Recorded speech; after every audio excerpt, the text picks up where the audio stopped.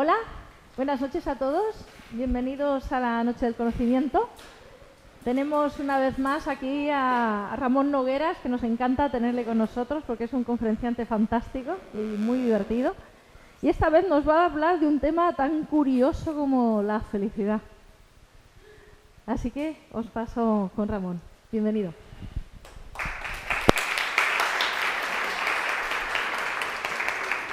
Buenas noches, aunque estamos casi en familia, me presento. Me llamo Ramón Nogueras, esta es la única de las únicas fotos recientes que hay de mi cara, así que esta es la que uso en las presentaciones, por si los que están al fondo no me pueden ver bien. No soy del sitio que vais a ver en la foto a continuación, pero nací en Granada, estudié psicología allí, hice también un máster en dirección de recursos humanos, pero bueno, eso también es menos importante, y comencé a ejercer la psicología hace ya unos 14 años aproximadamente. Después de unos cuantos años me mudé a otra ciudad, empecé a trabajar en consultoría, no es que viviera exactamente ahí en Las Cibeles, pero vivía cerca, vivía en la zona de Embajadores, en Madrid.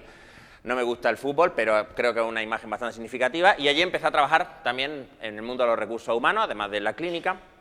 Y finalmente, en el 2008, me vine aquí a Barcelona porque me lié con una chica que está aquí sentada en primera fila y amplié mi campo de trabajo, vivíamos cerca de ella, aunque no exactamente ahí, a Pito del Sereno, hombre orquesta y un poco de todo en general. Esto es más o menos lo que hago, trabajo en consulta, hago consultoría de recursos humanos, doy formación en empresas, doy clases en la universidad y también hago bodas, bautizos, funerales, chapa, pintura y un poco lo que se tercie.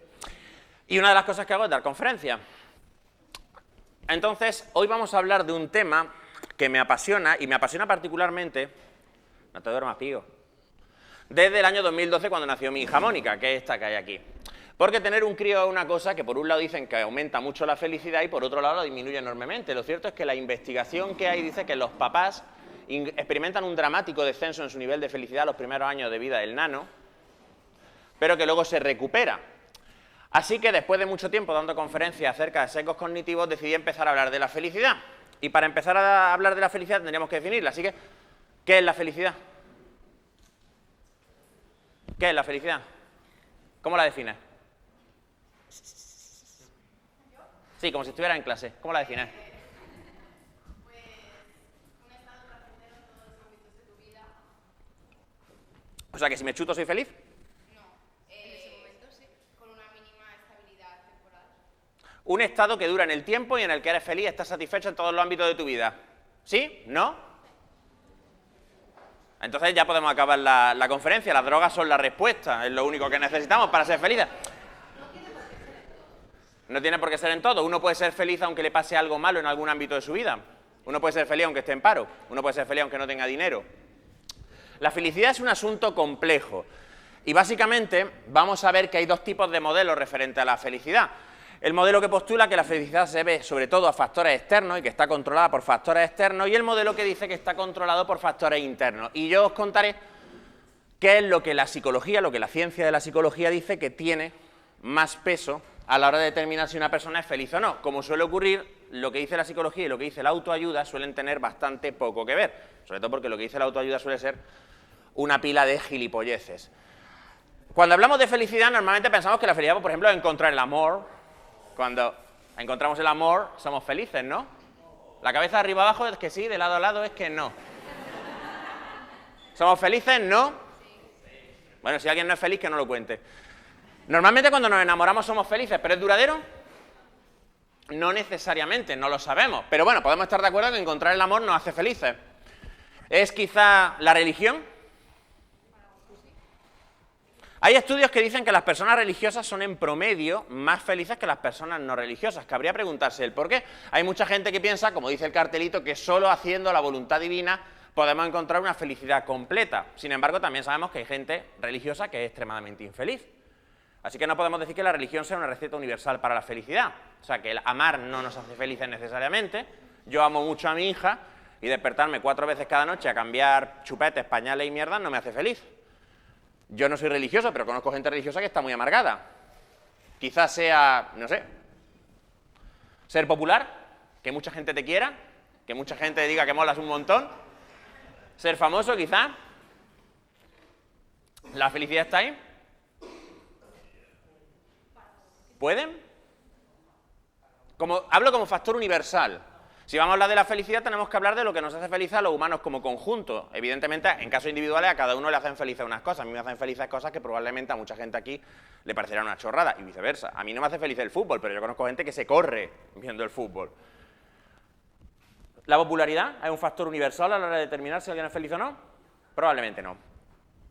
Y si no es la felicidad, o sea, si no es el amor, si no es la popularidad, ¿la pasta? ¿Tener la vida resuelta? ¿Tener dinero para todo? Eso ayuda, eso tranquiliza. ¿Pero nos hace felices o no?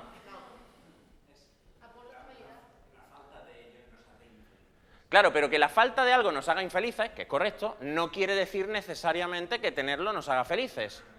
¿Estamos de acuerdo entonces? ¿Es un factor universal o no lo es? No lo es. ¿Sí? ¿No?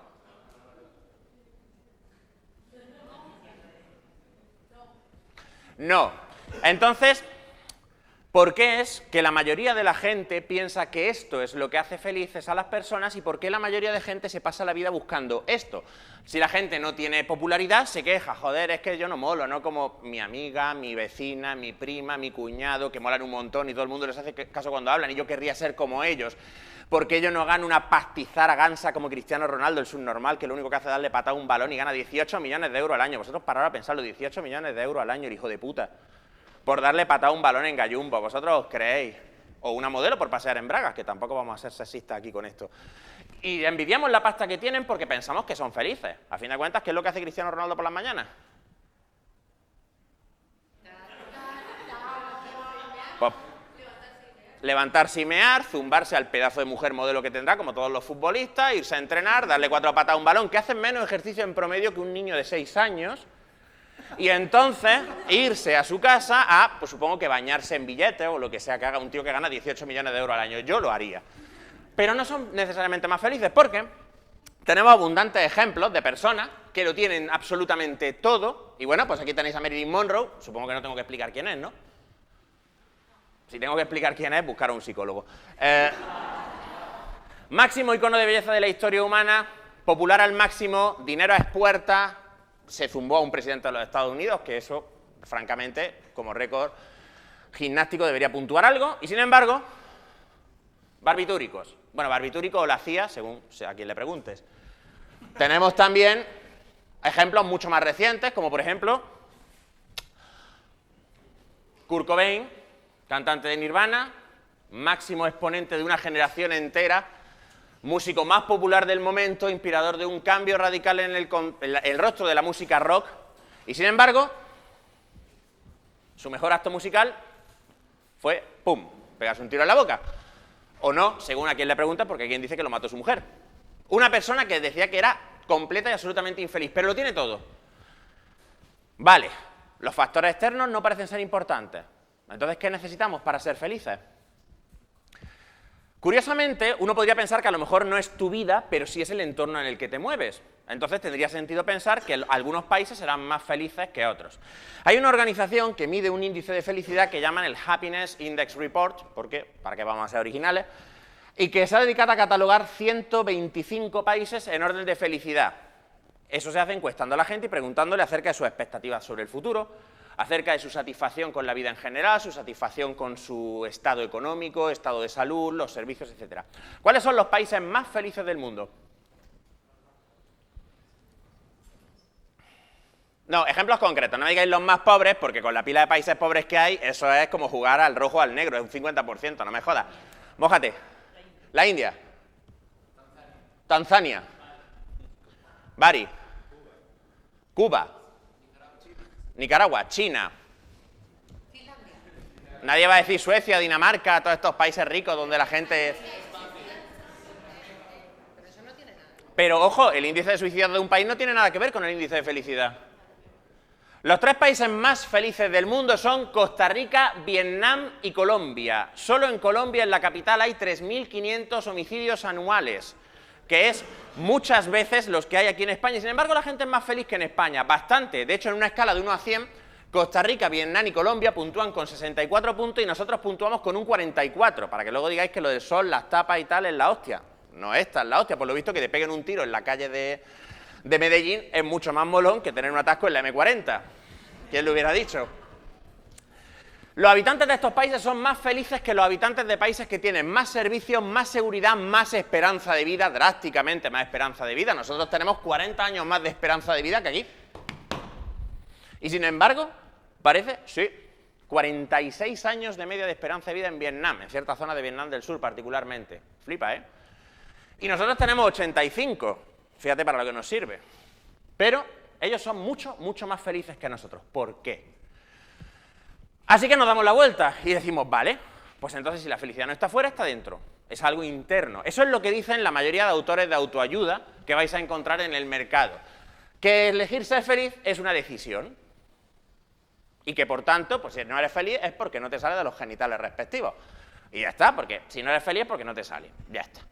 Esa idea tiene un pedigrí bastante clásico. Esa idea ya fue lanzada por los filósofos estoicos de la antigua Roma y la antigua Grecia. Este es el emperador Marco Aurelio, que es un ídolo personal mío, y que además de ser emperador romano, fue uno de los más grandes filósofos estoicos y el padre de la moderna psicología cognitiva. Los filósofos estoicos decían que no existe ningún suceso en el mundo que nos pueda hacer sentir bien o mal, sino que nos sentimos bien o mal según cómo nosotros interpretamos las cosas. Por ejemplo, si mi padre se muere, yo me sentiría muy triste y me sentiría devastado. Yo quiero a mi padre es un tío cojonudo y me llevo súper bien con él. Pero vamos a suponer que mi padre fuera una mala persona. Si mi padre fuera una mala persona, que me hubiera maltratado, me hubiera herido, me hubiese ofendido, me hubiese hecho toda clase de perrería, a lo mejor si se muriera, yo me sentiría bien. Fijaros, mismo suceso, se muere tu padre, pero es la interpretación lo que hace que yo me sienta de una manera u otra. Esa es la base de la filosofía estoica. Marco Aurelio decía, no existe sucesos buenos o malos, existe lo que tu mente hace de ellos. Esta filosofía no es solo de Occidente, también viene más atrás incluso del Antiguo Oriente. El budismo, las bases del budismo vienen a decir lo mismo. Tú eres y tú haces con tu vida lo que tú eliges y la percibes como quieres. Así que cogemos una filosofía que tiene cierto mérito y la llevamos un poco al extremo y generamos una industria de la autoayuda que es delirante, porque fijaros, estos son imágenes de Sumatra en el año 2004, después de que un tsunami pase por allí. Ahora a ver quién de vosotros tiene cojones a decirle a esta gente que, bueno, que no se lo tomen a mal, que ha sido un tsunami y ya está, si se ha llevado a tu casa a tomar por culo a tu mujer, a tu hijo y a tu puta madre, pues qué más da, ¿no? Lo importante es la actitud. Lo importante es la actitud. Tú sobre todo no te dejes hundir, ¿eh? Porque esto no es una catástrofe, esto es una catástrofe si tú dices que ha sido una catástrofe. Es un poco como para cagarse en su puta madre. Pero esto es lo que hizo la notoria hija de puta, porque no tiene otro nombre, de autora de un libro muy famoso que se llama El Secreto. El Secreto básicamente es una colección de papel del culo encuadernada entre lomos, que dice que si tú piensas en las cosas suceden mágicamente, porque qué más da que estemos en el siglo XXI si el vudú sigue estando de moda. Esa cabrona salió en los medios de comunicación pagados con dinero, y le pagaron dinero por decir que si esto había ocurrido era porque estas personas habían atraído el tsunami sobre sí a base de pensar cosas malas.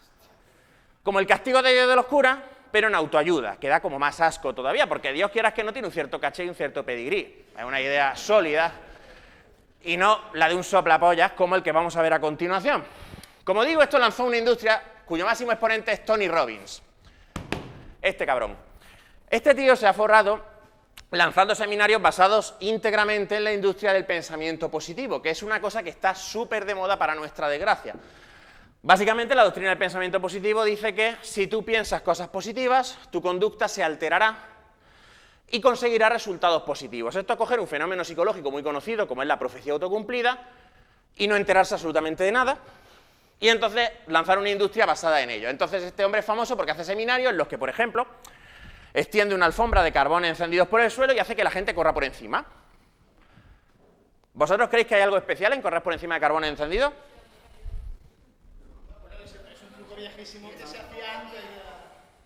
Si corres lo bastante rápido, no te quemas. Si te mojas los pies y corres rápido, no te quemas. No tiene nada de especial. Pero él hace el razonamiento de si eres capaz de andar sobre carbón encendido, evidentemente eres capaz de ser presidente de Microsoft la semana que viene. Y si no, lo bueno que tiene la industria del pensamiento positivo es que siempre, si no tienes éxito, si la industria no cumple lo que te ha prometido, es tu puta culpa porque tú no has pensado lo bastante positivamente. Es que has tenido dudas. Es que no has conseguido convencer al universo mediante ese aborto intelectual que es la ley de la atracción, de que te merecía ganar dinero y una cabalgata de personas atractivas con genitales dispuestos que vinieran en la dirección general de tu entrepierna, porque si hubieras pensado de verdad positivamente, mañana te levantarías rodeado de todas las cosas que quisieras en la vida.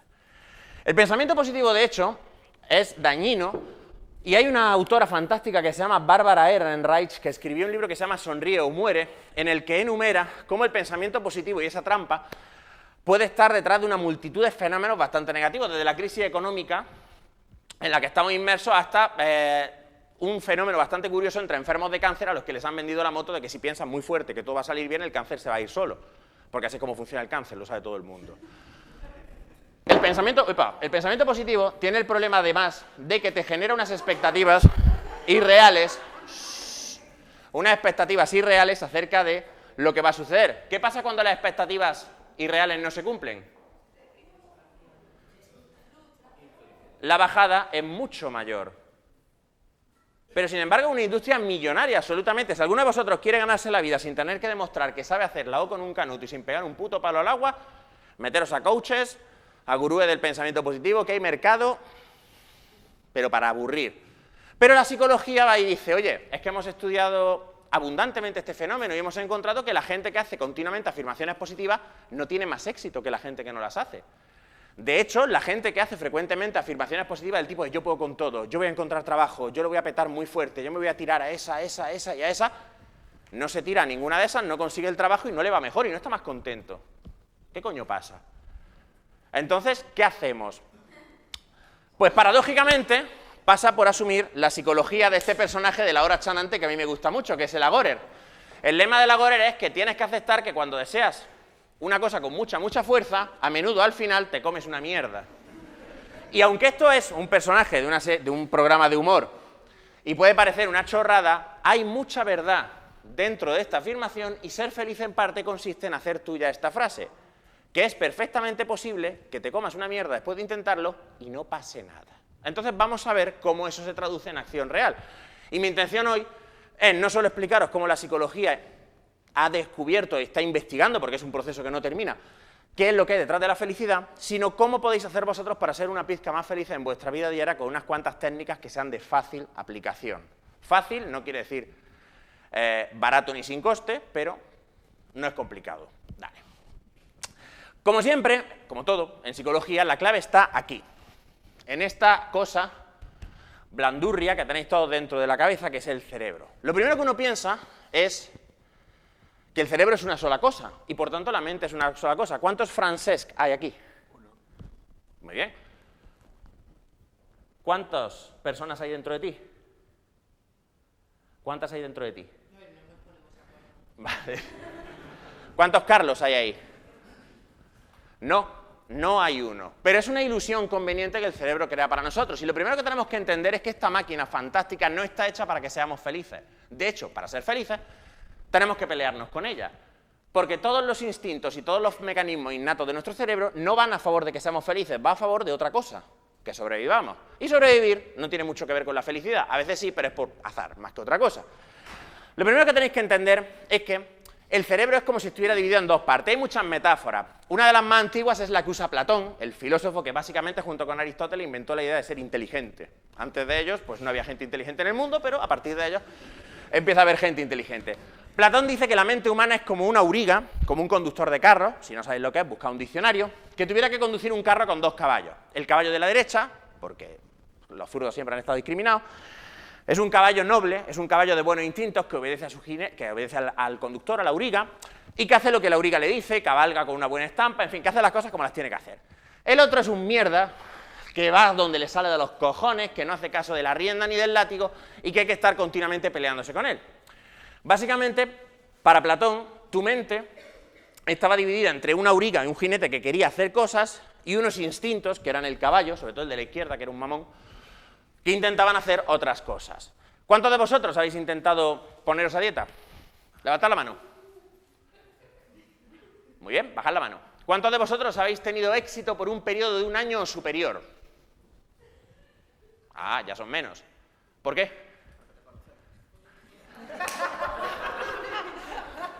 ¿Por qué?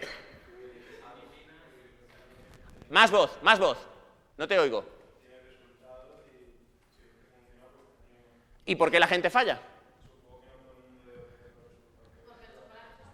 Porque el chocolate está bueno, coño, porque el chocolate está bueno, joder.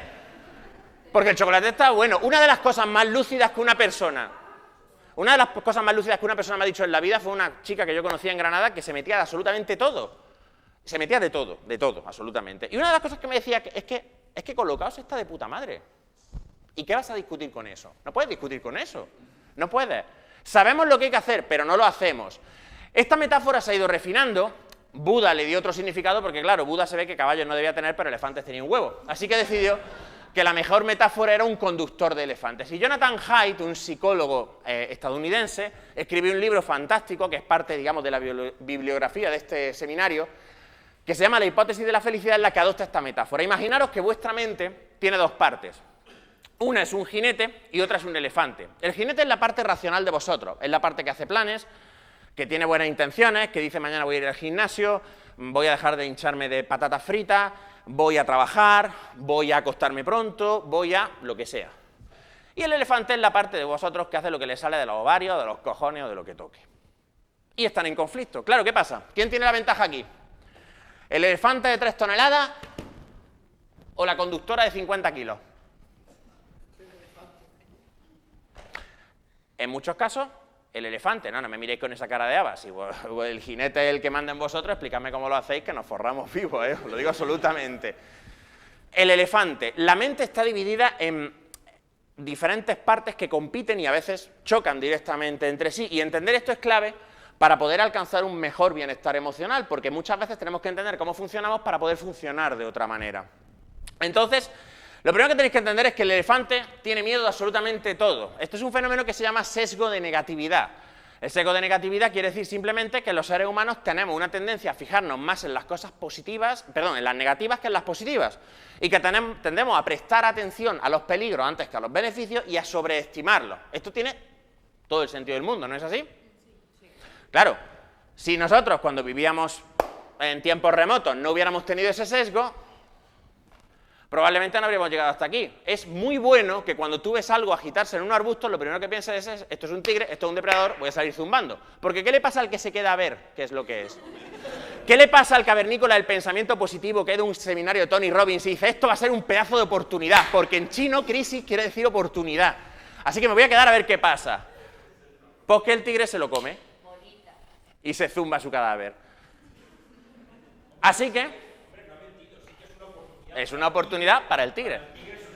Entonces, claro, nosotros ya estamos predispuestos a ver lo malo en todo, incluso en aquello que no lo tiene. Daros cuenta además una cosa, vosotros tenéis el mismo cerebro que tendríais si hubierais nacido hace 300.000 años, los mismos instintos, las mismas maneras intuitivas de pensar.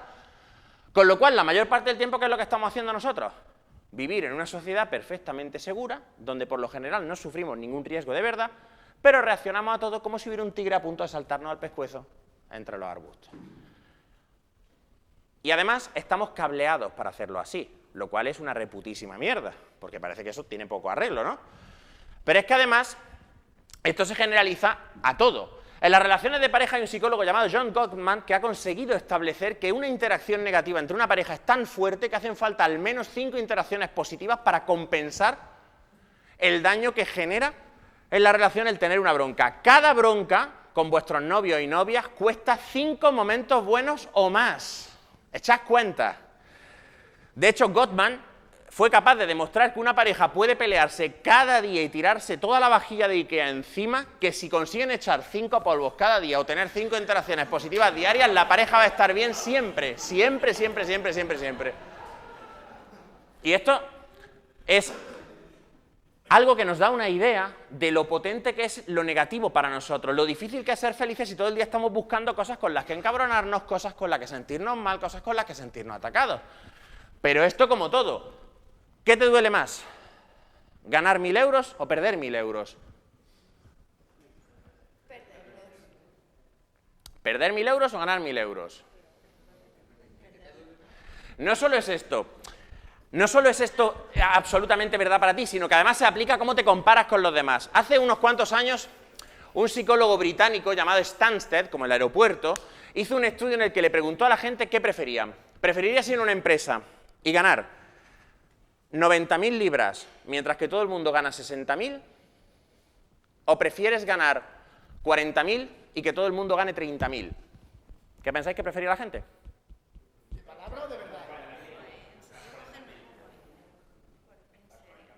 las 40.000. La mayor parte de la gente prefiere ganar más con tal de estar ganando más que el resto de sus compañeros, porque lo contrario es un agravio comparativo y el agravio se te come. Está ganando más del doble, más del doble. Y eran encuestas anónimas, podías decir la verdad, no pasa nada. No, pues la gente decía, yo prefiero ganar 40.000 y que los demás se jodan y ganen 30.000, porque la idea de ganar yo menos que el resto es inconcebible. Dale, Carlos, por favor. Y todo esto viene de una zona del cerebro que está aquí, y se llama la amígdala. La amígdala es un órgano pequeñito que está, más o menos, en la parte frontal de donde la médula espinal se une al tálamo. Esto para los estudiantes que tengo aquí es de cuando diste anatomía, que no sé si os acordaréis, pero ¿os acordáis del tálamo y todas estas cosas? ¿Sí? Vale. El tálamo es una especie como de... es como la estación de Sanz. Todo lo que entra al cerebro pasa por el tálamo. Y la amígdala hace el procesamiento emocional de la información. Es muy deliberado que la amígdala esté ahí, porque si os fijáis, la información acerca de las amenazas llega a la amígdala antes de llegar a la corteza. ¿Eso qué quiere decir? Que la información sobre amenazas se procesa incluso antes de que seas consciente de ella. ¿Por qué? Porque es necesario. Si veo moverse unos arbustos, yo no me puedo parar a deliberar y decir, ¿qué será? Podría ser un tigre. Hay un 75% de posibilidades que sea un tigre. Podría ser mi prima, que yo sé que le molo, con un 18% de posibilidades, estamos en 88. Hay un 12% de que sea algún animal que no he identificado y el tigre se te está comiendo los intestinos. Así que estamos hechos de tal forma que la información que puede ser amenazante llega aquí y actuamos antes de que la corteza, que es la que toma las decisiones, sobre todo la corteza frontal y prefrontal, tenga opción de decir nada. Antes de que el cerebro pueda decir, oye, igual que, no, mierda para ti. Ya estoy corriendo, ya me estoy cabreando, ya estoy luchando o huyendo. Pero hay más, la amígdala modifica la corteza. ¿Esto qué quiere decir? Que conforme dejamos que la amígdala reaccione más frecuentemente de manera negativa, nuestra corteza empieza a asumir ese pensamiento como propio. Esto tiene consecuencias interesantes que trataremos un poco más adelante cuando hablemos de por qué la gente se deprime. ¿Y cómo sabemos esto? Gracias a que hacemos experimentos con bebés. Bueno, no. Hacemos estudios con gemelos. Un psicólogo ahí dice... Coño. Lo siento, madre. Si dos gemelos tienen exactamente la misma carga genética, probablemente tendrán un montón de rasgos comunes a lo largo de su vida. Vamos a ver hasta qué punto los gemelos comparten este tipo de rasgos y podremos ver qué parte de la felicidad y los rasgos del carácter son innatos y qué parte están determinados por el ambiente. Así que cogemos a dos gemelas. No son estas, pero podemos imaginar que lo son. Dos chicas, Daphne y Bárbara. Son gemelas. No mellizas, son gemelas. Nacen a las afueras de Londres y, como todos los gemelos, tienen muchas cosas en común. Daphne y Bárbara, las dos dejaron la escuela a los 14. Las dos eligieron ser funcionarias. Las dos conocieron a su pareja con 16 años en un baile que organizaba el ayuntamiento de la demarcación en la que estaban. Las dos se quedaron embarazadas y tuvieron un aborto espontáneo a la vez, con una diferencia muy pequeña, quiero decir. Ambas tuvieron hijos, 2 varones y una niña. Ambas tienen hábitos muy parecidos, hasta el extremo de que tienen un gesto que es típico de ellas, que llaman squidging, que es que hacen así. Y eso lo llaman squidging ellas. Y tienen la misma risa, una risa como... literal. De hecho, ambas visten de manera muy similar. ¿Os parece extraño? ¿Todo esto que os estoy contando os parece extraño, portentoso? ¿Difícil de creer en unos gemelos? Mi amigo Mark dice una cosa que es muy sensata. Son gemelas, se han ido alimentando entre ellas y por tanto es lógico que se parezcan. Salvo que Daphne y Bárbara no se conocieron hasta los 40 años. Daphne y Bárbara vivieron separadas toda su vida hasta los 40 años y el día que se encontraron vestían de manera similar. Habían tenido abortos casi al mismo tiempo, se casaron casi a la misma edad. Mismos hijos, mismos gestos, mismas manías y preferencias. ¿Cómo puede ser esto? A lo mejor es que los genes entonces tienen un peso mucho más grande que el entorno, que la familia, que la crianza. Hostia, esto empieza a sonar muy mal. Yo no sé a vosotros, pero a mí esto me pone nervioso, porque entonces la consecuencia lógica es que da igual lo que tú hagas, ser feliz o no, no viene determinado. De hecho, las conocen como las gemelas de la risa tonta, porque además de tener una risa como... son personas inusualmente felices. Tienen esa risa tonta un montón. Son personas extremadamente positivas y extremadamente satisfechas con la vida. Pero eso se debe a que les ha tocado lo que llaman la lotería cortical. La lotería cortical es Básicamente, el mecanismo fisiológico que determina si vamos a ser muy o poco felices a lo largo de nuestra vida, o mejor dicho, lo predispuestos que vamos a estar a ser felices a lo largo de nuestra vida. Esto está relacionado con una característica llamada estilo afectivo que fue estudiada por un psicólogo llamado Davidson, Robert Davidson. Y Davidson se dio cuenta de una cosa. Si cogemos a una persona y le ponemos unos electrodos aquí en la cabeza, particularmente en la zona frontal, hay personas que tienen más activación en este lado, en el izquierdo, en la corteza frontal izquierda, y hay personas que tienen, en reposo, más activación en la corteza derecha. Resulta que las personas que tienen una mayor activación en la corteza izquierda son más felices, tienen menos ansiedad en general y menos vergüenza en situaciones sociales, indefectiblemente. Y que las personas que tienen la corteza frontal derecha más activa son más propensas a sentirse tristes, a tener vergüenza, a tener ansiedad y a deprimirse.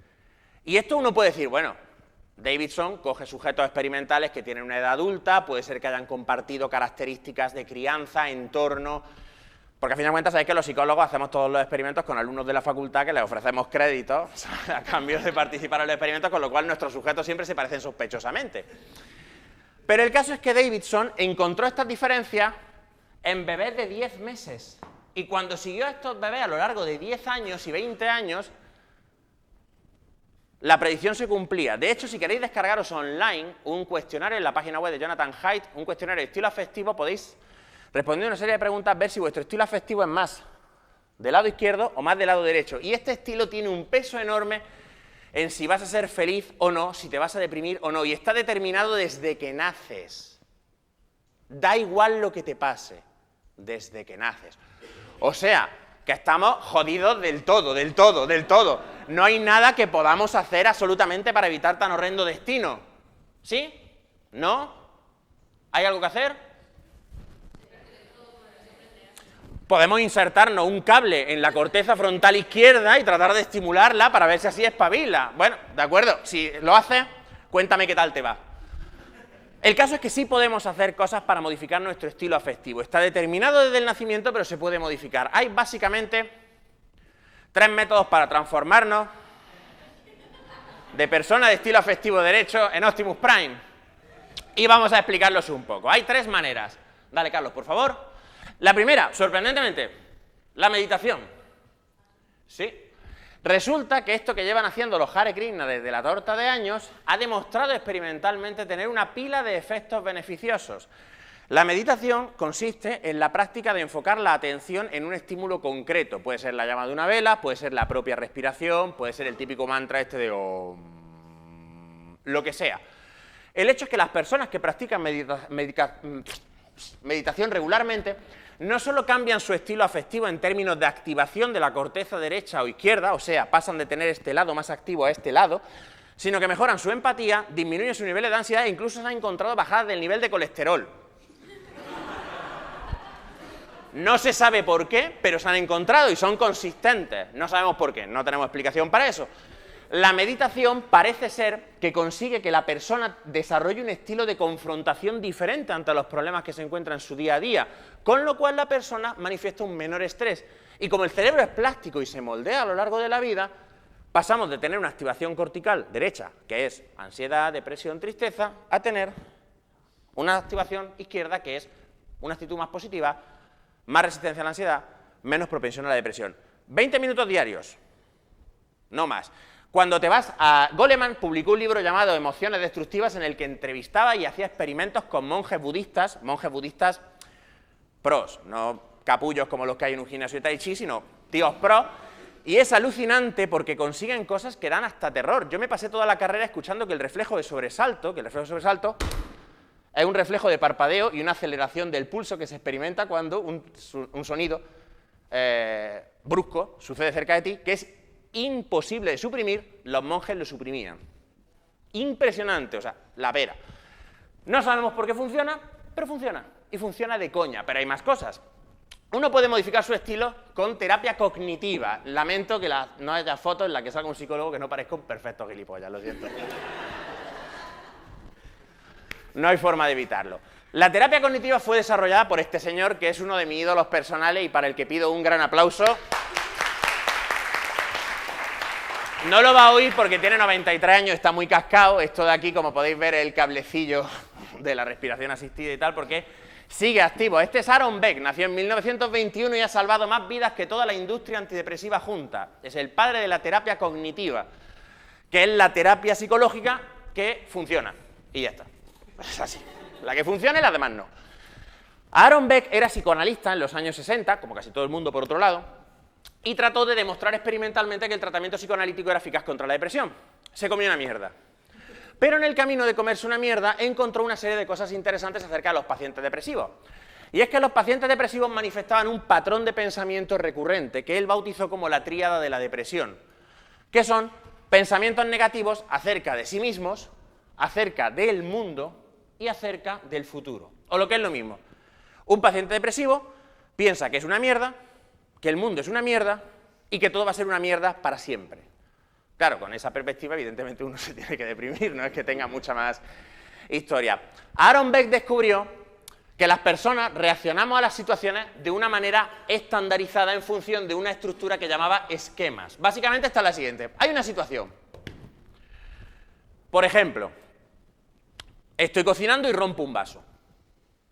Ante esa situación se disparan unos esquemas y estos esquemas de pensamiento me hacen pensar una serie de cosas. Estas cosas son automáticas, porque llevo toda la vida pensándolas, así que yo ni me doy cuenta de que las pienso. Si soy una persona con un estilo afectivo positivo, pensaré, mira, se ha roto el vaso. Bueno, ¿qué le vamos a hacer? Y ya está. Ese pensamiento me provocará una emoción de baja intensidad o nula, pues me sentiré un poco frustrado, y la acción es recoger el vaso. Y ya está. Pero si tengo un estilo afectivo negativo y tengo un estilo afectivo propenso a la depresión, a lo mejor pienso, se me ha roto el vaso, soy un desastre, lo rompo todo, nadie me va a querer, todo va a ser así siempre, me voy a quedar solo para siempre, nunca encontraré trabajo, bla, bla, bla, bla, bla, bla. ¿Os parece exagerado? La gente que tiene una depresión piensa así, cualquier incidente se magnifica hasta convertirse en un completo atentado contra su propia identidad. Eso les provoca una emoción, claro, una emoción negativa. Se enfurecen, se sienten ansiosos, lloran, y la acción que sigue a continuación tiene la peculiaridad de que confirma sus propios esquemas. Así que una persona que está deprimida, por ejemplo, y piensa, no vale la pena hacer nada y me aburro mucho, dejará de hacer cosas, con lo cual se aburrirá más, lo cual confirmará su idea de que el mundo es una mierda, lo cual la hará sentirse más triste, con lo cual hará menos cosas, con lo cual se aburrirá más. ¿Veis por dónde voy, no? Sí. La relación de causalidad está probada en más de 7.000 estudios clínicos según la última revisión de la Asociación de Psiquiatría Americana, y se conoce porque se han hecho estudios de control en los que se ha contrastado cómo reaccionan los pacientes cuando se les administra la terapia cognitiva y se modifican estos esquemas de pensamiento en comparación con cómo reaccionan con antidepresivos, cómo reaccionan con antidepresivos más terapia, cómo reaccionan sin terapia y cómo reaccionan con otras terapias. Y el resultado es aplastante.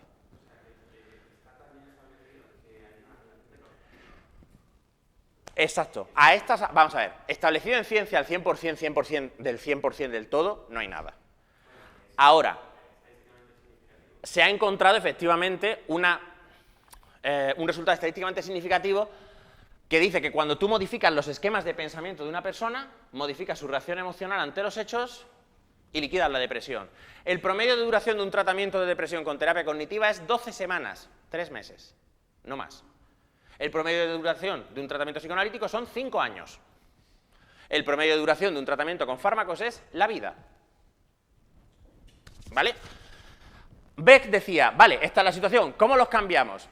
Y desarrolla una metodología que es la terapia cognitiva, o más concretamente la reestructuración cognitiva. No me puedo meter en detalles porque esto es una cosa que se hace habitualmente en terapia a lo largo de un conjunto de sesiones. Voy a solo esquematizarla. La terapia cognitiva consiste en enseñar al paciente primero a hacerse consciente de esos pensamientos. ¿Tú qué piensas cuando te sientes triste? Al principio los pacientes dicen, yo pues no pienso nada, me siento triste. Pero no es cierto.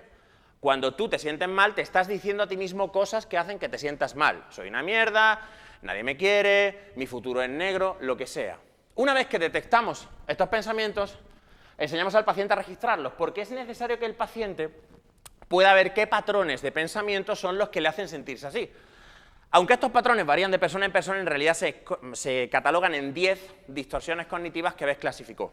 Hay 10, nada más, porque al final todas se parecen. De hecho, yo incluso creo que podríamos agrupar algunas y hacer 5, porque algunas se parecen bastante. Por ejemplo, la personalización, la tendencia a pensar que todo lo que ocurre es porque tú has hecho o eres una persona mala, O, por ejemplo, la sobregeneralización.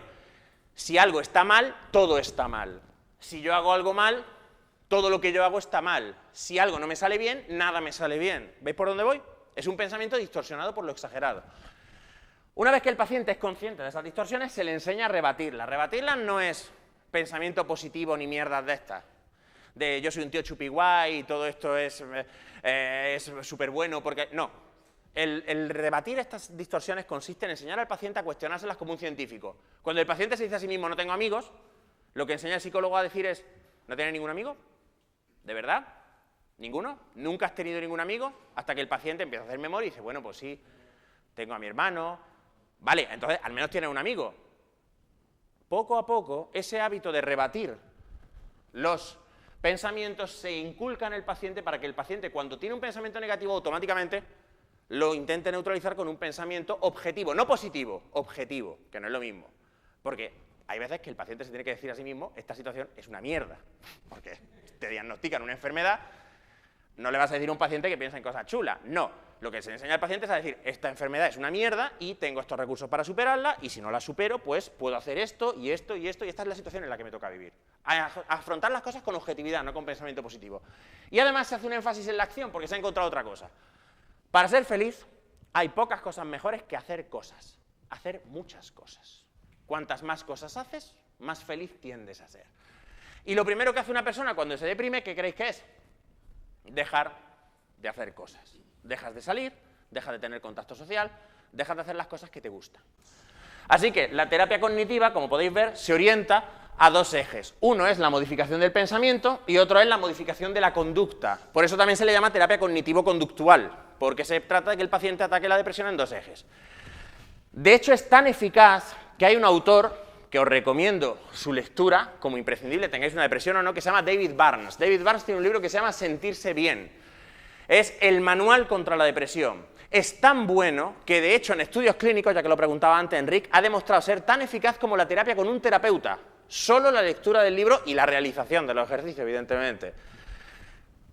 Y esta terapia cognitiva es la que actualmente no solo ha demostrado su eficacia contra la depresión, sino que ahora mismo ha demostrado ser la más eficaz contra los trastornos de ansiedad, está empezando a demostrar su eficacia en trastornos de personalidad y en la última revisión de la Asociación de Psiquiatría Americana hace 2 años, esto es que me pongo súper contento, que no lo puedo evitar, demostró ser eficaz contra la esquizofrenia, que era una cosa donde los psiquiatras no nos dejaban entrar porque decían, no, con los maharas no, que hay que drogarlos, no. Hijos de puta, que la terapia psicológica funciona también con los esquizofrénicos, ojo, esto es orgullo profesional, ¿vale? Sí.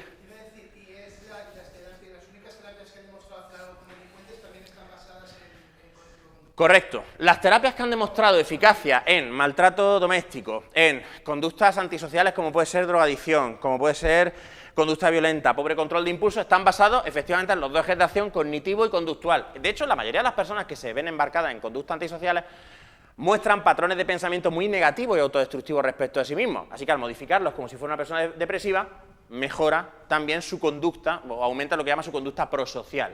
¿Puedes darle, Carlos? Básicamente estas terapias funcionan porque lo que hacen es reeducar al elefante. Lo que hacen es enseñar al elefante a ser menos miedoso, a ser menos negativo. Por supuesto, es un proceso que lleva tiempo. Daros cuenta que la terapia cognitiva, por ejemplo, no solo requiere una visita semanal al terapeuta, sino que requiere la realización de trabajo entre las sesiones. Y es una cosa que no se acaba nunca.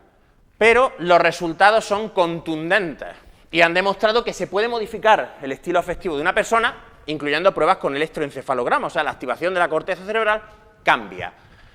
Y luego hay una tercera metodología, que son las drogas, porque las drogas son buenas. Esto está feo decirlo, pero las drogas son buenas. Hay mucha farmacología antidepresiva, y esto que voy a contaros está a punto de quedarse obsoleto, porque recientemente un psicólogo llamado Irving Kirchner ha demostrado, tras un estudio longitudinal de 15 años, replicado por otros grupos de investigación, que es posible que los antidepresivos no funcionen como pensábamos, ¿vale? Así que la información que os voy a dar está ahora mismo contestada, está ahora mismo en duda. Pero de momento, lo que sabemos hasta ahora es lo que os voy a contar. Los antidepresivos funcionan, los de última generación, con una sustancia en el cerebro que se llama serotonina. Los antidepresivos funcionan aumentando, se supone, el nivel de serotonina en el cerebro. Digo se supone porque la investigación de Kirchner dice que probablemente el problema sea el contrario, que los depresivos tengan más serotonina de lo normal y no menos, pero esto es todo, es un follón y hay que investigar más. El caso es que lo que sí se ha encontrado es que después de un periodo de adaptación que suele oscilar en torno a las 2 semanas, los depresivos no solo mejoran en la sintomatología, sino que si persisten en el tratamiento suficiente tiempo, su personalidad cambia. Se vuelven más extrovertidos, acometen actividades que no acometían antes de la depresión y hacen cosas que en general eran alucinantes, porque antes no las habrían hecho antes de la depresión. No sabemos muy bien por qué es, y aquí lo tengo que decir con absoluta honradez. Sí. ¿Al? No, no. La euforia de una persona que toma drogas es una euforia claramente artificial y exagerada. Las personas que toman Prozac no creen, por ejemplo, como una persona que esté en una fase maníaca de un síndrome bipolar, que son capaces de escribir Juego de Tronos en una noche, por ejemplo. Pero mejoran en el sentido de que se vuelven más positivos, más abiertos a experiencias, más aventureros de lo que eran antes, hacen más cosas, y nadie sabe por qué. Porque el hecho es que parece ser que no funcionan como pensábamos que funcionaban, y parece ser que hacen lo contrario de lo que creíamos que hacían. Y de hecho ahora está empezando a salir que si en vez de Prozac le das té de hierba a la gente, mejora igual, y dices tú, hostia, pues es un poco un palo. Bueno, pero como ese es problema de los psiquiatras, a mí me da igual, ya vamos a pasar por alto de esto, porque a mí yo no receto medicamentos, así que me importa una mierda. Entonces, claro, los estilos afectivos determinan la felicidad, pero se pueden modificar. Entonces ahora nos vamos al siguiente aspecto. ¿Qué es importante? ¿Alcanzar metas o trabajar para conseguir metas? Esa es la siguiente pregunta que se hace Jonathan Haidt en el estudio que ocupa la mayor parte de su libro. Y Jonathan Haidt se da cuenta de que la gente feliz no es necesariamente la gente que consigue sus metas, porque ya hemos visto que hay personas que consiguen lo que quieren. Kurt Cobain quería ser un músico famoso, lo consiguió, se pegó un tiro. Marilyn Monroe quería ser una actriz famosa, se folló un presidente de los Estados Unidos, se hinchó de pastillas. Y así puedo seguir todo el día. ¿Cuántos de vosotros no conocéis casos de personas que se han suicidado y nadie lo entiende? Porque lo tenían todo. Pero parece ser que los seres humanos es que tenemos dos tipos de reacción ante los progresos y los logros, por así decirlo. Nuestra corteza cerebral funciona también como en dos tiempos a ese respecto. Y se encontró, el mismo psicólogo que descubrió los estilos afectivos, que nuestro elefante disfruta más con la sensación de progreso que con el alcance del logro. O lo que es lo mismo, disfrutamos más cuando estamos aprendiendo a tocar la guitarra que cuando sabemos tocar la guitarra. Cuando sabemos tocar la guitarra ya, pues nos la toca. Disfrutamos un montón cuando estamos empezando a hacer un deporte y estamos aprendiendo y vemos que vamos mejorando, pero cuando llegamos a ser competentes ya... ¿Vosotros creéis que Messi tiene un orgasmo cada vez que mete un gol? ¿Por qué? Porque es rutina.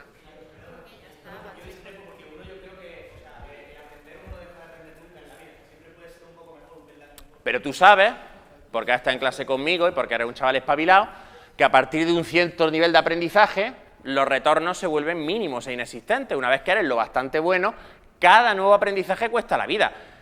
Una vez que Bruce Dickinson sabe cantar, mejora ya lo justito, y llega un momento en el que empieza a decaer, y más ahora que acaba de tener un cáncer la criatura. O sea, cuidado con eso. Sabes que a partir de cierto momento, hay un momento en el Seven Son of a Seven Son que Bruce Dickinson ya es la polla y lo máximo, y ya no vuelve a ser mejor que lo que era entonces. ¿Correcto? Así que Davidson se pone a investigar y se encuentra una cita de Shakespeare que resume perfectamente lo que la psicología dice, que es que las cosas ganadas ya están hechas, y que el alma con lo que goza es con hacerlas. Que tú con lo que disfrutas es con construir una casa, pero que cuando la casa está hecha ya como que te da igual. ¿Por qué? Porque nuestra corteza cerebral dispara a dos tiempos.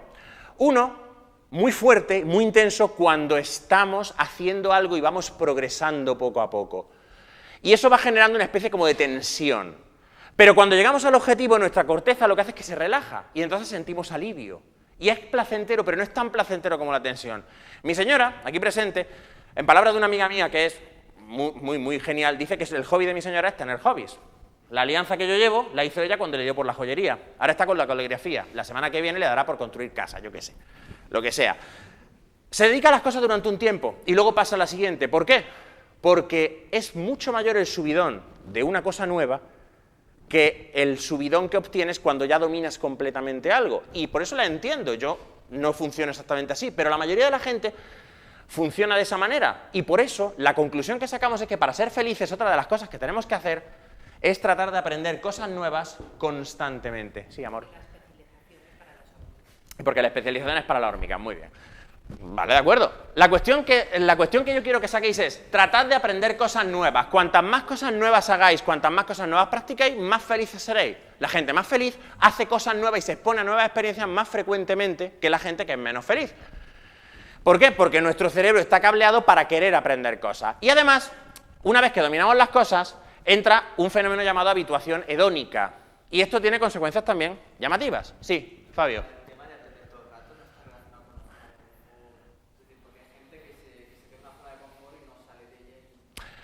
Esto, en términos de lo que estamos hablando, sería que el elefante de estas personas es demasiado fuerte y, por tanto, la reacción del elefante siempre va a ser quedarse en territorio conocido. Las personas más felices son aquellas que son capaces de empujar, persuadir, conducir al elefante para que haga cosas nuevas poquito a poco. Date cuenta, lo que mola es el progreso, no la consecución. Probablemente, de hecho, si podéis encontrar una entrevista a Michael Phelps, el nadador olímpico, él dice que nunca se lo ha vuelto a pasar tan bien como las primeras veces que competía. Dice que ganar los oros que ganó en las Olimpiadas le supuso mucho menos disfrute que las primeras competiciones que ganó cuando era un nano. ¿Por qué? Porque cuando estaba en las Olimpiadas eso ya era rutina, hábitos, cosas en las que ya no piensa. Pero entonces todo era nuevo y era mejor. La habituación hedónica es un fenómeno que se puede explicar de una forma muy fácil. Tú entras en una cocina, han cocinado algo que está muy bueno y tú notas el olor y se te hace la boca agua, ¿que sí? Al cabo de 10 minutos, te da igual. Tu cerebro hace así, el olor sigue ahí, pero tú no lo percibes. ¿Qué es esto? Esto es café con 3 azucarillos y un cacho de chocolate. ¿A cuántos de vosotros os gusta el chocolate? ¿Manos arriba? Venga, que no es delito, coño, que no es cocaína. Muy bien. ¿Cuántos de vosotros comeríais un cacho de chocolate? ¿Manos arriba? ¿Cuántos de vosotros comeríais 2 cachos de chocolate? De ese tamaño, ¿eh? Fijaros en el tamaño. Fijaros en el tamaño. ¿Cuántos? Vale. ¿Cuántos de vosotros comeríais un tercer cacho de chocolate? Ya va menos, ya. ¿Y un cuarto? ¿Quién me da un cuarto? Venga, putos gordos, venga, hacedlo, que sé que queréis. ¿Y un quinto? Ya quedan 3. Fijaros, ¿qué es lo que pasa? Llega un momento en el que el cerebro, aunque sea bueno y te guste, dice ya, no puedo. Y esto también impacta en cómo de felices somos. ¿Por qué? Porque quiere decir que las cosas, antes o después, pierden el lustre. Ganar dinero, encontrar pareja, un trabajo nuevo, casarse, tener hijos, antes o después se vuelve rutina. Y pierde esa chispa del principio. Pero también tiene una consecuencia interesante, que es que no solo es para las cosas buenas. Os presento a Danielle Horner, esta muchacha, ¿veis? Esta moza tuvo cáncer de hueso con 15 años. El cáncer de hueso es una variante particularmente dolorosa de tumor que llevó a que le amputaran la pierna por aquí. ¿De acuerdo? Todo, desde aquí hacia abajo, es prótesis. Todo.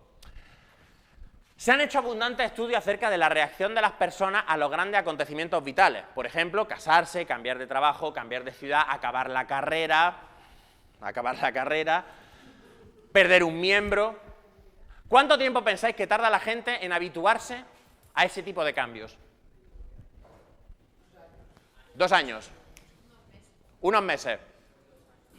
2 años, meses. Está la cosa dividida. No depende. Al cabo de 1 año, sea lo que sea, tus niveles de satisfacción retornan al nivel anterior. ¿Un tractor se ha comido tu pierna? Al cabo de 1 año estás bien. ¿Te ha tocado la lotería? Al cabo de 1 año estás igual. ¿Has tenido un hijo? Al cabo de 1 año estás hasta los huevos. ¿Has acabado la carrera? Al cabo de 1 año te da lo mismo. De hecho, al cabo de 1 año probablemente echarás de menos aquellos tiempos en los que eras estudiante y te levantabas tarde y no tenías más que faltar a clase porque estabas borracho de los barriles del día antes. Para bien y para mal, las personas nos habituamos a todo. Lo cual también es importante porque quiere decir que cuando nos pasa algo malo en realidad no nos afecta tampoco mucho. Nuestra felicidad no depende de las cosas externas porque las cosas externas nos resbalan un montón. En realidad nos resbalan un montón. El otro día vi un videoclip de un chaval, que debía ser andaluz por el acento, que vive en el campo, en un pueblecito, y perdió una pierna, y después de perder una pierna que dijo, pues voy a aprender parkour. Y ahí está el tío, saltando de edificio en edificio, ¿sabes? Como si fuera un personaje de una película, con una pierna menos. Un chaval, una pierna. Cualquiera de nosotros piensa, si yo hubiera perdido una pierna, probablemente estaría llorando en mi casa todo el santo día. No, estarías 1 año y luego te pondrías a hacer parkour, o cualquier otra cosa. La mayoría de personas se recuperarán o se acostumbrarán a lo que sea bueno o malo en el espacio de un año. Tendrás un niño, al cabo de un año será mucho menos mágico. Habrá momentos. Yo hay momentos en los que miro a mi hija y me asombro, y mi hija tiene 2 años y medio, y vuelvo a sentir amor y asombro y maravilla. Pero ya no es como al principio. Porque no puede serlo, porque explotaría, porque no podrías vivir con esto, ¿entiendes? Porque me moriría. Esto tiene una consecuencia interesante. Somos muy malos adivinos de lo que nos va a hacer felices y lo que no. ¿Por qué? Porque le damos mucha importancia a las cosas grandes y nos olvidamos de que lo que nos hace felices o infelices son, sobre todo, nuestras predisposiciones y las cosas pequeñas. Pensamos, cuando me case va a ser todo la hostia. No. Cuando cambie de trabajo estaré bien. No. Cuando me organice y pierda 20 kilos seré más feliz. No. No. Estarás igual porque te acostumbrarás y lo que antes era esto y ahora es esto se convertirá en tu nuevo estándar. Si ganas un sueldo mucho más alto, ¿qué es lo que haces? ¿Ahorras o gastas más? Gastas más. Si tienes una pareja, ¿estás más satisfecho o menos? Igual, tienes pros y tienes contras y a veces echarás de menos la soltería y a veces dirás que bien que estoy con pareja. Pero nunca, nunca estarás permanentemente más feliz que cuando estabas soltero, ni permanentemente más desgraciado, también, eso es verdad. Somos muy malos adivinos de nuestra felicidad. Así que entonces esto parece que le da la razón a los estoicos y a los budistas, ¿no? Quiero decir, todo está aquí. Todo está aquí, además está determinado desde el nacimiento. Da igual lo que haga, da igual lo que me pase. Si me pasan cosas buenas no voy a ser muy feliz, si me pasan cosas malas no voy a ser muy desgraciado. Está determinado desde el nacimiento si voy a ser feliz o infeliz, porque es mi estilo cortical y yo no sé hacer... Bueno, me puedo drogar vivo de Prozac, que también eso es una opción. ¿Tenían razón? Pues la respuesta es, a la pregunta si está todo en nuestro interior, quizá. Resulta que hay algunas cosas externas que sí nos hacen felices y que sí influyen en nuestra felicidad. Algunas son muy tontas, por ejemplo, el nivel de ruido. Si vives en un sitio con un nivel elevado de ruido, es mucho más probable, cuando digo mucho me refiero a 3 veces más probable que desarrolles una depresión. El ruido elevado es una causa de infelicidad absoluta. También hay otras circunstancias que influyen positivamente en nuestro bienestar, como por ejemplo la compañía, la comunidad. Las personas religiosas en promedio parecen ser más felices que las personas no creyentes, pero esto puede ser que no se deba tanto al hecho de que Dios cuide de ellas y les meta drogas en el cerebro para que estén contentas, sino al hecho de que generalmente la religión es una experiencia comunitaria. ¿Y qué es lo que pasa? Que casi nadie practica la religión solo. Así que tú vas a un grupo de gente que piensa como tú y compartís cosas en común, y eso es muy bueno. Los seres humanos no somos animales sociales, somos animales hipersociales. Tenemos una cantidad inmensa de mecanismos sociales que merecerían otra conferencia aparte para explicarlo, empezando por el principio del tit for tat, el tú me das, yo te doy, el devolvernos los favores y las ofensas, etcétera, etcétera, que aseguran que necesitamos y dependemos de la compañía de otros. La gente feliz se ve expuesta a muchas más relaciones personales que la gente menos feliz. Cuantas más personas conozcas, más feliz es probable que seas. Esto no tienen por qué ser amigos del alma. De hecho, tú puedes ser un introvertido y ser el típico que va a los grupos y se sienta allí como una seta y no dice nada. Pero solo el estar rodeado de gente te hace más feliz, en general, que el no estar rodeado de gente. El otro factor es la pasta, la visa. ¿El dinero compra la felicidad?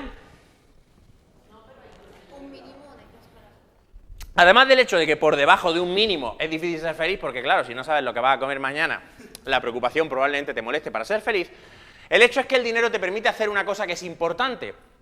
Dale. No es comprar objetos. Los objetos no te hacen feliz. Si te compras un iPhone no vas a ser feliz por el fenómeno que hemos visto antes, la habituación hedónica. Todos los que habéis comprado un teléfono nuevo, un ordenador nuevo, sabéis cómo es esto. Es una relación como una de pareja. Te compras tu ordenador nuevo y es la máquina más maravillosa del universo. Lo puede hacer todo, va tan rápido y es tan bonito. Al cabo de 6 meses el ordenador pues es el ordenador y lo enciendes, haces cosas con él y ya está. Al cabo de un año este trozo de mierda que se cuelga cada 2×3, que va lento, que tengo que formatear, y al cabo de 2 años estás mirando a ver si te puedes cambiar el puto ordenador o el puto teléfono porque está hasta los huevos. Si además eres de la secta de Apple, encima, cada 6 meses te están sacando un teléfono que es como el tuyo, como lo que tendría que haber sido el tuyo si no te hubieran tangado, y es mejor todavía. Así que esto no te hace feliz, pero el dinero te permite hacer una cosa: comprar experiencias. Se ha encontrado, y hay abundantísima evidencia experimental en favor de ello, que comprar experiencias te hace feliz de manera duradera. ¿Por qué? En primer lugar, porque las experiencias no se degradan por el tiempo. Si tú pasas un día fantástico con tu amigo en pura aventura, eso no se va a repetir. Nunca volverás a pasar el mismo día, podrás pasar otro día, pero no vas a pasar el mismo. Con lo cual no te vas a habituar. Además, como la memoria es tan falsa y tan mentirosa, probablemente empezarás a idealizar lo que recuerdas, con lo cual, con cada vez que pienses en ello tendrás más lustre, tus amigos serán más guapos, tú tendrás más abdominales y todo será mucho mejor. ¿Qué es lo que pasa cuando la gente piensa que era joven? Todos piensan que cuando éramos más jóvenes éramos la hostia, y no es verdad, éramos mediocres. Pero la memoria hace eso por nosotros. Y además, otra cosa que tienen buenas las experiencias es que cuando compras experiencia y no cosas, además del recuerdo único, imperecedero y no sujeto a habituación, las experiencias normalmente se hacen con gente. Y tú puedes ir a Estambul y puedes ir y verlo y fliparte con la ciudad y todo eso, puedes ir con tu mujer y con tu hija y eso es diferente. Las experiencias con personas son mejores, son más ricas para la felicidad. Por tanto, si tienes que gastarte 1000 pavos, no te los gastes en un puto teléfono subnormal, que además no los vale, sino que gástatelo en irte con tu amigo una semana por ahí y poneros ciegos de cosas, que a la larga, eso va a hacer mucho más por vuestra felicidad que vuestro puto item, vuestro puto vibrador o lo que sea que os compréis. No compréis cosas, comprad experiencias, comprad recuerdos, porque eso es una inversión en felicidad futura. Dale. Y ya estamos llegando al final. Ya no os aburro más porque llevo casi una hora dando el coñazo y ya está bien. Un último truco. Richard Wiseman, que es otro psicólogo al que tendréis que venerar, absolutamente, publicó hace unos cuantos años un libro que se llamaba 59 segundos. 59 segundos es un recopilatorio de técnicas eficaces que se pueden aplicar en menos de un minuto para mejorar diferentes aspectos de nuestra vida. Y al contrario que la mayoría de las polladas que publican en los libros de autoayuda, hay evidencia empírica en favor de las cosas que él dice. Y uno de los trucos más eficaces para mejorar tu nivel de felicidad es el diario de gratitud. Y el diario de gratitud consiste en esta chuminada. Cada día le dedicas unos pocos minutos a escribir en tu diario de gratitud. Pero no escribes cualquier cosa, escribes según un patrón que se ha demostrado que mejora duraderamente el bienestar de las personas, mejora su actitud y modifica a la larga el estilo afectivo, que es de lo que hablábamos. Los lunes los dedicas a dar gracias. 3 cosas que te hayan hecho feliz la semana pasada y por las que te sientas agradecido. Pueden ser grandes, gracias a mi pareja por estar conmigo, gracias a mi hija por toda la felicidad que me trae, o puede ser algo pequeño, gracias por aquel café tan bueno que me tomé el sábado por la mañana cuando venía con la borrachera y llevaba una papa que me moría, Dios mío, qué coraje, y qué bien me sentó. Gracias por poder encontrar un aparcamiento para el coche en menos de 15 minutos, lo que sea. 3 cosas, no hace falta más.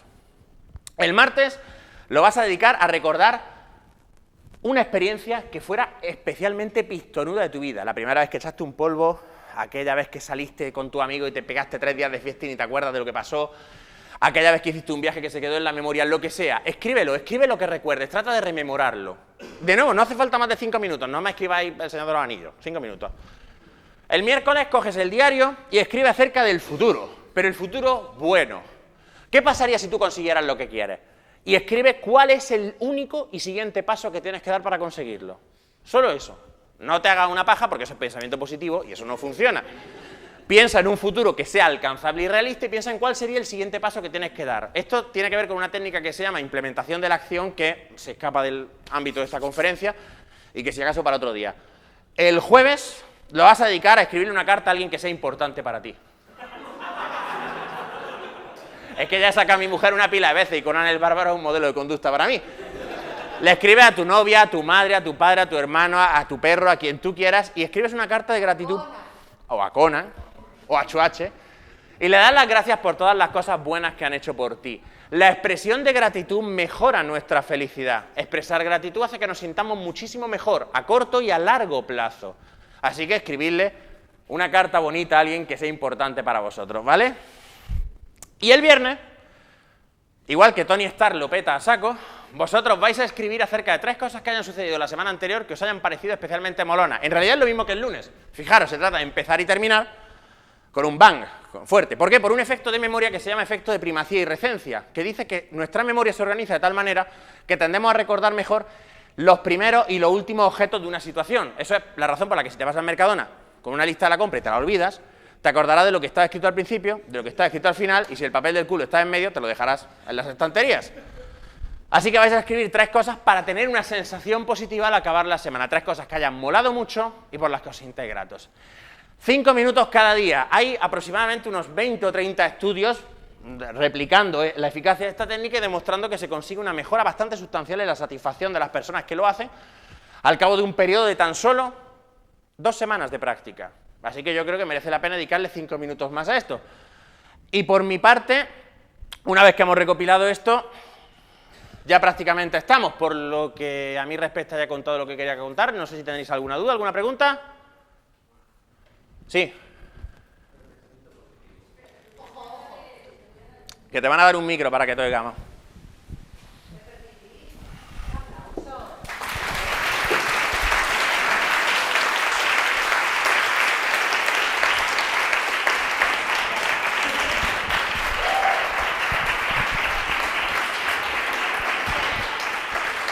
Gracias, ya que estamos con lo de expresar gratitud, porque te hace feliz, gracias a todos mis amabilísimos alumnos de psicología que han venido aquí después de estar un cuatrimestre dándoles el coñazo. Gracias por venir aquí a hacer bultos, chicos, sois los mejores. No sé. Si me llaman, no, ya les puse la nota, eso ya se acabó. Fíjate. Enrique, dale caña. Bueno, ¿funciona esto? En primer lugar, pues... Habla fuerte, por si acaso. En primer lugar, enhorabuena por la conferencia, porque me ha molado un montón, como todas las que sueles hacer. Y hay una cosa que me interesa del asunto, que es saber si el pensamiento positivo tiene algún efecto placebo. O sea, está claro que si tiene que sustituir una terapia cognitiva, puede tener un efecto negativo, por sustitución, ¿no? Pero, ¿tiene algún tipo de efecto placebo? No se ha encontrado. Todas las personas que realmente realizan alguna forma activa de pensamiento positivo, escribiendo afirmaciones positivas todos los días, etcétera, antes o después, cuando la vida les da un cate, experimentan una bajada de estado de ánimo, porque es normal, no es sostenible. No puedes estar engañándote todo el santo día, porque tú piensas que el pensamiento positivo no se trata de decirte a ti mismo, bueno, pues soy una persona, tengo mis cosas buenas, tengo mis cosas malas, no. El pensamiento positivo trata de decirte todo el día que eres la polla, y no eres la polla, eres mediocre, como todo el mundo, como yo, como todo el mundo. Vamos por la vida pensándonos que somos copos de nieve únicos y no somos copos de nieve, somos vulgares. Y no pasa nada. Pero claro, antes o después, no, habla por ti, no, tú también. Antes o después, claro, es una cuestión de azar. A lo mejor te va bien y te pegas 2 años creyéndote el rey del mambo hasta que llega un suceso vital y te convence de que eres un mierda. Pero cuando eso suceda, no vas a estar preparado. En cambio, si tienes una actitud objetiva, que es, pues mira, tengo mis cosas buenas, tengo mis cosas malas, a veces pasan cosas malas y no es el fin del mundo. De hecho, una de las cosas que entrenamos a los pacientes en depresión es a imaginar, y en ansiedad sobre todo, a imaginar los peores desenlaces posibles de una situación para que se den cuenta que no es para tanto. Si yo tengo un paciente con miedo a hablar en público, le pido que imagine qué es lo peor que podría pasar. Que no me funcione el proyector, que no me ha funcionado, que se me olvide lo que voy a decir, que haga el ridículo, que la gente se ríe de mí, ¿y qué? Y llega un momento en el que el paciente tiene que decir, pues nada, pues no me gustará, pero no me voy a morir, no me va a pasar nada, ni nada. Una vez que consigues eso, es cuando el elefante empieza a modificar su estilo afectivo. Mientras tú le digas al elefante que todo va bien y lo está engañando, no lo estás haciendo más fuerte, no le estás haciendo más no le estás dando habilidades de afrontamiento, básicamente, que es de lo que se trata. ¿Tenías otra pregunta? No, ya está, gracias. Francés, ¿tenías una? ¿Cómo se nota que estamos entre amigos, eh? ¿Alguna pregunta más? Sí, bibliografía y ahora le haría una foto. Vale, pondré una diapositiva de bibliografía, lo subiré a SlideShare o algo así y lo descargáis. ¿Por qué reclamaban el test? El test son 5 preguntas, el test de estilo afectivos. El tipo se llama Jonathan Haidt, H-A-I-D-T, y el libro se llama La hipótesis de la felicidad. Y está en el libro y es for free, así que no tenéis que pagar, el cuestionario está colgado online. ¿Vale? Y son 5 preguntas y 5 preguntas. Tú respondes a las preguntas y decides con cuál te identificas más. En función de ellas, tienes un estilo u otro. No tiene ningún misterio. Se hace en 2 minutos, exactamente. 3 si no sabes inglés. Sí. ¿Preguntas? Aparte de que me ha recordado el trabajo que intenté exponer, pero que no pude por el tiempo, lo de los monjes budistas, no sé si te acuerdas. Lo de los Hare pero que... Bueno, tiene un cierto eco al poder de la hora, lo que estabas diciendo, el futuro del presente, del estar en el ahora. Ah, te refieres a esto del mindfulness, que se ha puesto de moda ahora mismo. El mindfulness es una movida que se ha puesto de moda con todos los tontacos de los coaches, que consiste básicamente en una forma de meditación que es enseñarte a estar más presente y prestar más atención al momento actual, abandonar las preocupaciones por el futuro y despreocuparte de lo que ha sucedido. Ha demostrado tener una eficacia moderada en el tratamiento de ansiedad, ha demostrado tener una eficacia moderada como técnica de relajación y en general no hace nada malo. O sea, si lo quieres practicar, yo profesionalmente me parece bien. O sea, puedes sacar algún beneficio de él. Ahora, mindfulness para el cáncer, como he visto, mindfulness como soluciona todos los problemas. No. Daros cuenta también de una cosa que se me ha olvidado comentar antes, pero que es crucial. La felicidad es un proceso irónico. ¿Sabéis lo que es un proceso irónico? Irónico es como la canción de Alanis Morissette. Quiere decir que es irónico en el sentido anglosajón de la palabra, que es aquello que consigue lo contrario de lo que tú querías. ¿Os ha pasado alguna vez tener insomnio y tumbaros en la cama y decir, quiero dormir, voy a relajarme, voy a dormir? Y cuanto más te relajas, menos duermes. Cuando se intentas que se te levante y no se te levanta y tú estás allí deseándolo desesperadamente y cuanto más lo intentas, menos lo consigues.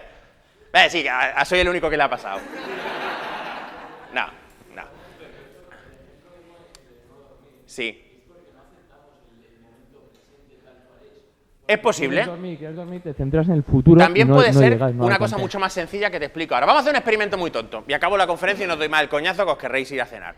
El experimento no requiere que os desnudéis, ni que hagáis nada ilegal, ni nadie os va a tocar, ni va a pasar nada. Lo digo porque vais a cerrar los ojos y la gente se aprieta el culo con eso y se pone nerviosa. Voy a pediros que cerréis los ojos. Cuando os pida que cerréis los ojos, si queréis hacerme caso, si no, pues no, oye, que no pasa nada, vais a vigilar lo que estáis pensando y solamente os voy a pedir que no penséis en un oso blanco. Es lo único que os voy a pedir. Seguro que vosotros, que sois unos fuckers, lo vais a hacer mucho mejor que yo. Cuando penséis en un oso blanco, vais a levantar la mano, sin abrir los ojos para que no le dé corte a nadie, ¿sabes? Pensad, me van a estar mirando, soy un lerdo. No. Levantéis la mano con los ojos cerrados. Vamos a estar 2 minutos. 2 minutos es muy largo, esto es la generación YouTube, ¿qué pasa? 2 minutos no son nada. ¿Queréis hacer la prueba? A ver cuántas veces no podéis pensar en un oso blanco. A ver cuánto tiempo pasa antes de que penséis en un oso blanco. ¿Ya estáis convencidos? Un proceso irónico es un proceso que cuando intentas controlarlo se estropea. Es, por ejemplo, lo que nos sucede cuando intentamos explicar algo que sabemos hacer muy bien. Por ejemplo, ¿cuántos de vosotros conducís? Conducir, un coche. Perfecto. Carmen, ¿cuántos años hace que conduces? Más o menos y puedes mentir, no pasa nada. 17 o 18 años. ¿Tú te acuerdas de cuando aprendiste a conducir? ¿Recuerdas las clases? ¿Cómo te sentías en las primeras clases prácticas, las primeras veces que cogiste un coche? ¿Cómo te sentías? Insegura. ¿Puedes describirlo más físicamente? ¿Notabas tensión? ¿Notabas alguna clase de sensación física que puedas describir? Eso es muy vago. Yo, por ejemplo, estaba haciendo las prácticas en un 205, con lo cual yo estaba así, encogido, y salía de las clases con un dolor de brazo y de hombro enorme por la tensión. ¿Era difícil o era fácil? ¿Por qué? Claro, llega un momento en el que Carmen, a base de practicar, empieza a conducir. Empieza a conducir y si yo ahora te dijera que recordaras, por ejemplo, cuántas veces has cambiado de marcha en un trayecto, ¿serías capaz? Imposible, efectivamente. ¿Por qué? Porque ni piensas, pues cambias de marcha cuando toca y ya está. Tú ahora imagínate que tuvieras una voz en el asiento del copiloto, un señor sentado, Enric mismo, que a cada momento te estuviera diciendo, mira las luces, levanta el pie del embrague, pisa el embrague, levanta el pie del acelerador, pisa el acelerador, pisa el freno. ¿Cómo te sentirías? Probablemente te estrellarías. Un proceso que es automático no se puede monitorizar, porque si se monitoriza se jode. Por eso, por ejemplo, si coges vicio a la hora de hacer un deporte es tan difícil quitártelo, porque tú no puedes vigilarte bien a ti mismo. Cuando intentas ser feliz y te intentas obligar a pensar positivamente, que es lo que decía Enric, el problema es que, claro, al vigilarte continuamente para no tener pensamientos negativos, en el momento en el que tengas uno, lo vas a ver el triple, lo vas a notar el triple, con lo cual empezarás a fustigarte. Claro, tú imagínate qué cansancio, no puedo cabrearme nunca, no puedo decir nunca un me cago en Dios porque me he dado con el dedo gordo en un mueble. No es forma de vivir. Por eso el pensamiento positivo acaba siendo contraproducente. Y por eso los procesos que tienen que ver con el control de emociones como la felicidad y tal son tan difíciles de regular. Porque en el momento en el que les prestas atención, te los cargas. No son procesos que sean fácilmente controlables. Tienes que controlarlos de manera indirecta, como hemos visto con las técnicas anteriores. ¿Más preguntas? ¿No? ¿Sí? Dale. Déjale que te dé el micrófono, chiquillo. Tal vez el problema de la felicidad es la confusión de los conceptos seguridad y felicidad. Correcto. Los budistas dicen que para ser feliz tienes que cultivar el desapego. El desapego quiere decir que te la tienen que sudar todo. Así, vino tinto.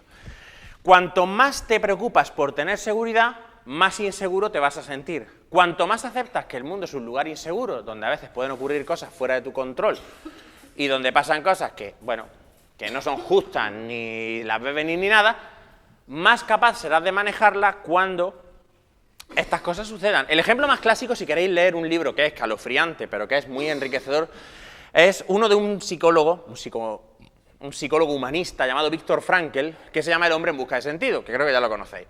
Para los que no lo sepan, Viktor Frankl, como judío que era, acabó en Auschwitz en la Segunda Guerra Mundial. Y allí perdió a toda su familia sin excepción, no se salvó ni el gato.